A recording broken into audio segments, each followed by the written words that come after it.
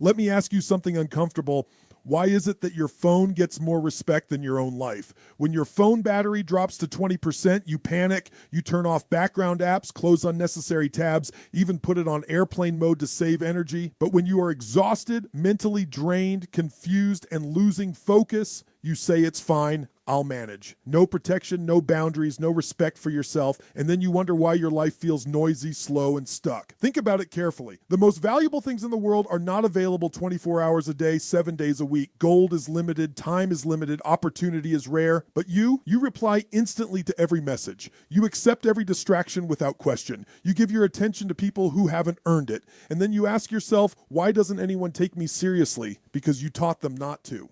You know that one friend who replies instantly to everyone no matter when they reach out? Messages at 2 a.m, calls during dinner, work requests on weekends, family drama anytime. They're always available, always saying yes, always exhausted, and somehow they're also always overlooked. Why does this happen? Because availability kills value. When you're always accessible, you become convenient rather than important. Let me give you a real example. When Michael Jordan was playing basketball, he was known as difficult to work with. He didn't joke around during practice. People said he was intense, rude, too serious about the game. Years later, the same people said that his obsession is exactly why he's the greatest player of all time. At the time, his behavior looked like arrogance. In reality, it was self-respect. He valued his focus and his time more than he valued being liked. Another example is Cristiano Ronaldo. When he chose to train alone after matches while other players relaxed and celebrated, people mocked him. They said, relax, enjoy life. Why are you overdoing it? Now, those same people ask, how is he still performing at the top level at his age? Same behavior, completely different results. Because focus compounds over time. Here's the mistake most of you are making right now. You are trying to prove yourself to people who are not even building anything meaningful, people scrolling all day giving you advice about life. And because you don't value yourself enough, you actually listen to them. Let me say this clearly. Not every opinion deserves your attention. Not every message deserves a reply. Not every invitation deserves your presence. If you don't guard your focus intentionally, someone else will rent it cheaply.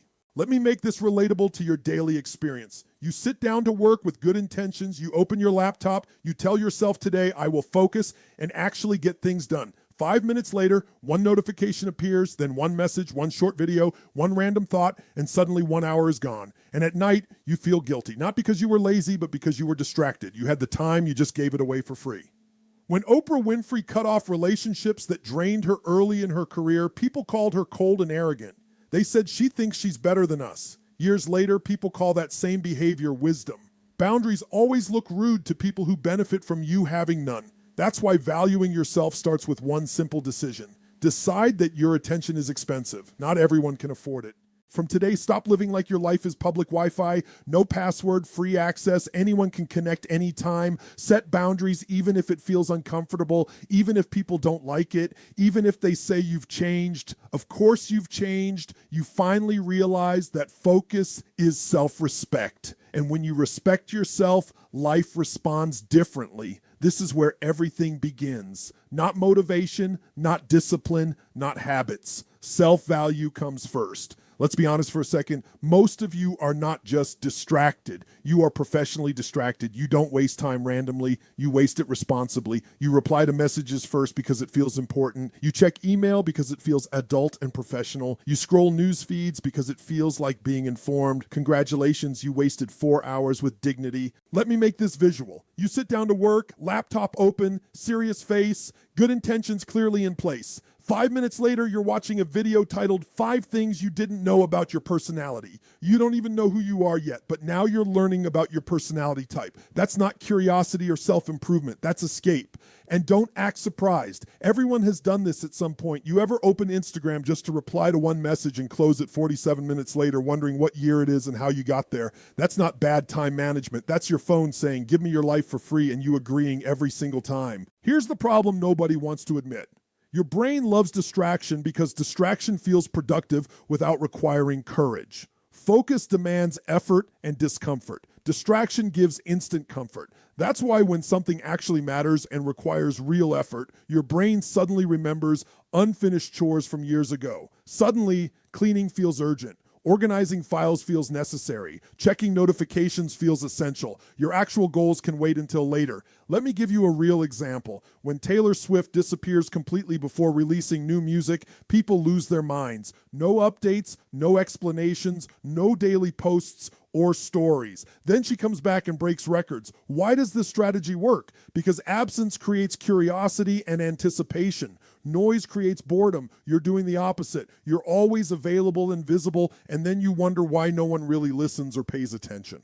Another example is Keanu Reeves. When he skips Hollywood nonsense and stays low-key and private, people call him mysterious and intriguing. You do it for one weekend and people ask if you're depressed or if something's wrong. No, you're just focused. But society hates focused people because focused people don't consume enough nonsense to keep the attention economy running. Now let's talk about the tiny dictator living in your pocket. Your phone buzzes and you react immediately. Your phone lights up and you look. Your phone does nothing at all and you still check it. You don't even know why anymore. It's become muscle memory, an automatic response. You say, I'm just checking quickly. Checking what exactly?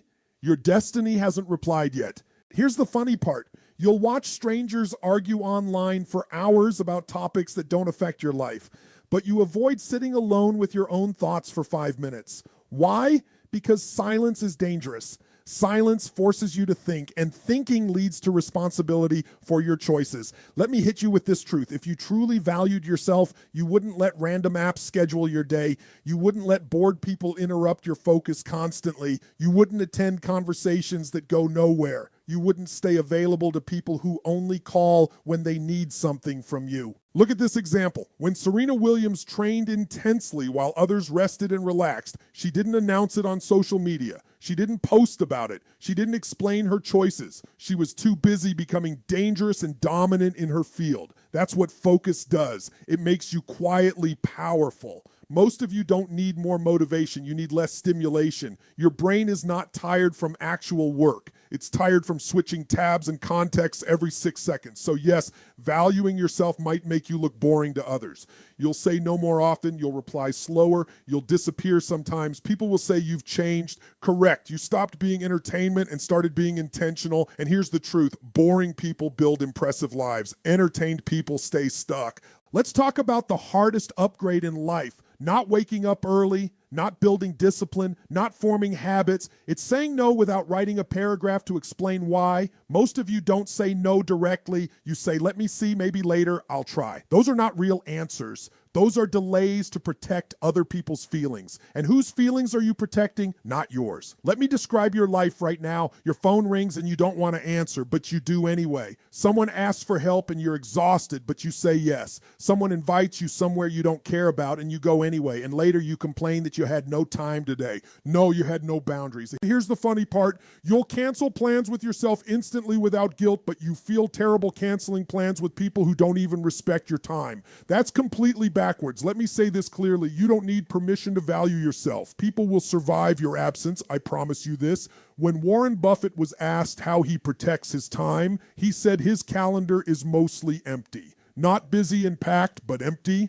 People were shocked. How do you manage so much with so little on your schedule? His answer was simple. He says no to almost everything that doesn't align with his priorities. That's not arrogance. That's clarity about what matters. Another example people misunderstand is Beyonce. When she started disappearing between projects, people complained. Why isn't she everywhere? Why so private? Then she came back and the entire world stopped to pay attention. Because mystery is power. Oversharing is weakness. Now let's get painfully relatable. You ever agree to something, then immediately regret it the moment you hang up? You say yes, you end the call, you stare at the wall thinking, why am I like this? That's your intuition filing a complaint, and you ignore it every single time. Here's the truth. If saying yes makes you resentful afterward, it should have been a no from the beginning. People say, but what if they get mad at me? Let them be mad. People who benefit from your lack of boundaries will always be upset when you finally set some. That's actually how you know you're doing it right.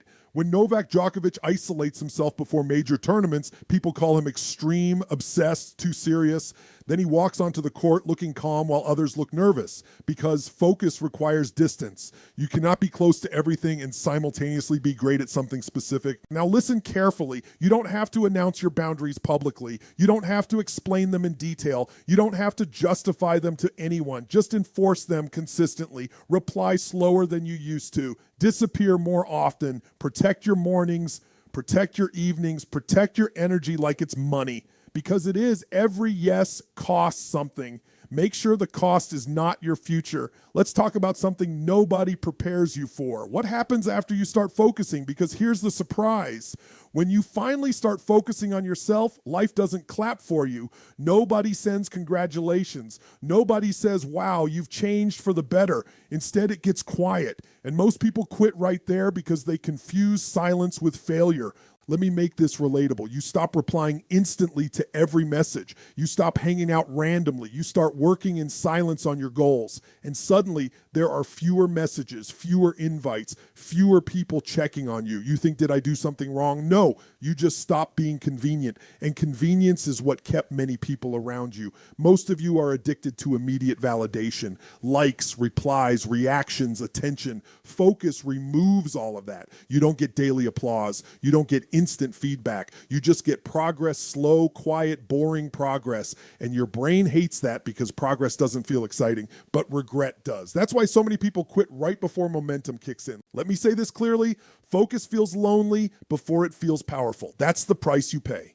When Elon Musk locked himself into factories and slept on floors during critical production periods, people mocked him with memes, jokes, and criticism. Years later, those same people quote him. Focus looks crazy until it works and produces undeniable results. The moment you start valuing yourself, you stop asking, what will people think? And you start asking a better question. Is this aligned with who I'm becoming? That question changes everything, because most of your stress is not from hard work. It's from living out of alignment, doing things you don't respect, agreeing when you don't want to, showing up where you don't belong. Your soul gets tired before your body does.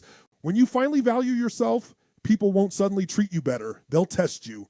They'll call you difficult. They'll say you're arrogant. They'll say you changed. Good. Let them say it. When Denzel Washington stopped chasing Hollywood approval and started choosing roles with real meaning, he said no more than he said yes. Fewer movies, less noise, more impact. And now when he speaks, people listen because self-respect is loud without shouting. Most of you are one boundary away from a completely different life. One no, one decision, one moment where you choose yourself without apologizing. You don't rise in life by adding more. You rise by removing what disrespects you. Remove distractions. Remove people who drain you. Remove habits that make you weak. Remove the need to explain yourself. Value creates focus. Focus creates momentum. Momentum creates results. And results speak a language everyone understands.